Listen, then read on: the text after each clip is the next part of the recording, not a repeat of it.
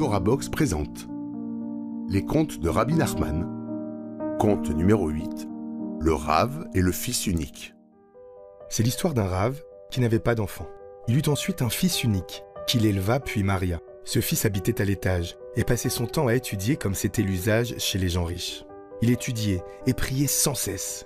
Cependant, il sentait que quelque chose lui manquait, mais il ne savait pas quoi. Il ne trouvait plus aucun goût à ses études ni à ses prières. Il en fit part à deux jeunes gens qui lui conseillèrent de se rendre chez un certain tzaddik. Le fils unique accomplit une mitzvah, une action sainte, grâce à laquelle il atteint le degré de petit luminaire. Ce fils se rendit auprès de son père et lui déclara ne plus trouver aucun goût à servir Dieu. Il lui dit encore qu'il lui manquait quelque chose et qu'il ne savait pas quoi. C'est pourquoi il désirait se rendre chez le tzaddik. Son père lui répondit : « Comment se fait-il que tu veuilles aller chez lui ? N'es-tu pas plus érudit que lui et de meilleure lignée ? Il n'est pas convenable que tu ailles le voir. Détourne-toi de cette voie. » Jusqu'à ce que le père réussisse à l'empêcher de voyager. Le fils unique se remit à l'étude. À nouveau, il ressentit le manque. Il prit encore conseil auprès des mêmes jeunes gens qui lui répétèrent de partir chez le tzaddik. Il se rendit à nouveau chez son père qui le dissuada encore une fois de partir. Et ceci se reproduisit à plusieurs reprises. Ce fils unique sentait toujours qu'il lui manquait quelque chose et languissait de combler ce manque dont il ne connaissait pas la nature exacte. Il se rendit une nouvelle fois auprès de son père et le supplia tant que ce dernier fut obligé de partir avec lui, parce qu'il ne voulait pas que son fils voyage tout seul, car c'était son fils unique. Son père lui dit : « Vois-tu, je vais voyager avec toi, et je te prouverai que ce juste n'est rien du tout. » Ils attelèrent la calèche et prirent la route. Puis le père dit à son fils : « Voici ce qui prouvera les choses. Si le voyage se passe bien, cela voudra dire que le ciel y consent. Sinon, c'est que le ciel s'y oppose, et nous rebrousserons chemin. » Ils partirent et atteignirent un petit pont. Un des chevaux tomba. La calèche se retourna, et père et fils faillirent se noyer. Le père dit alors : « Tu vois bien que rien ne va comme il se doit, et que ce voyage n'est pas agréé par le ciel. » Ils rentrèrent chez eux. Le fils unique s'était remis à étudier, et sentit encore qu'il lui manquait quelque chose, sans pour autant savoir quoi. Il supplia encore son père, qui dut partir avec lui pour la deuxième fois. Chemin faisant, il posa la même condition que précédemment, au cas où le voyage se passerait normalement, etc. Sur la route, les deux essieux se cassèrent. Le père dit à son fils : « Tu vois bien par toi-même que ce voyage ne se déroule pas comme il faut pour nous. Est-il naturel que les deux axes se cassent ? Combien de fois avons-nous voyagé avec cette calèche sans que pareille chose ne se produise ?» Ils rebroussèrent chemin. Le fils unique s'était remis à nouveau à étudier. Il ressentit à nouveau ce certain manque, et les jeunes gens lui conseillèrent encore de partir.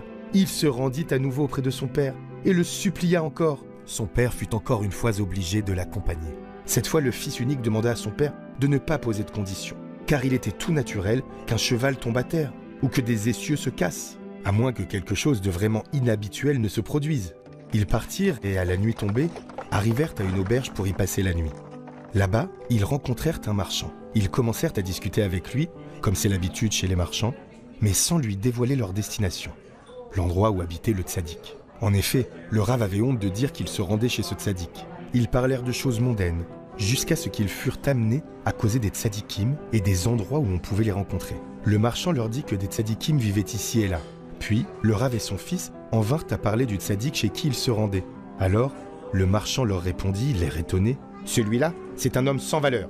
Je reviens de chez lui, et j'étais présent quand il a commis un péché. » Le père dit à son fils : « Mon enfant, vois-tu ce qu'a dit ce marchand innocemment ? Il a parlé sans malice. Seul le tour que prit la conversation lui a fait dire ces mots. Voici donc qu'il revient de chez ce même tzaddik. » Le Rav et son fils unique rentrèrent chez eux. Le fils mourut. Il vint en rêve à son père. Ce dernier remarqua que son fils était très en colère et lui demanda : « Pourquoi es-tu si furieux ?» Il lui répondit que si son père se rendait auprès du tzaddik chez qui ils avaient voulu aller, alors lui te dira pourquoi je suis en colère. Le Rav se réveilla et se dit que ce rêve était un pur hasard. Puis il refit une deuxième fois le même rêve et se dit que ce n'était qu'un faux rêve. Ceci se reproduisit par 3 fois. Il se rendit compte que ce n'était pas une chose vaine. Il partit donc chez le tzaddik qu'il avait voulu rencontrer auparavant avec son fils. En chemin, il rencontra encore le marchand, celui qu'il avait déjà rencontré lorsqu'il était parti avec son fils.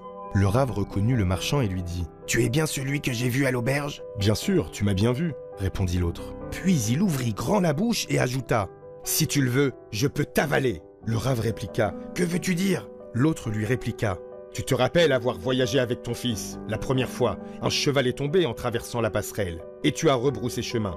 Ensuite, les essieux ont cassé, et enfin, tu m'as rencontré. Je t'ai dit alors que le tzaddik était un homme sans valeur. Maintenant que j'ai liquidé ton fils, tu peux continuer ta route. Car ton fils était dans la catégorie du petit luminaire.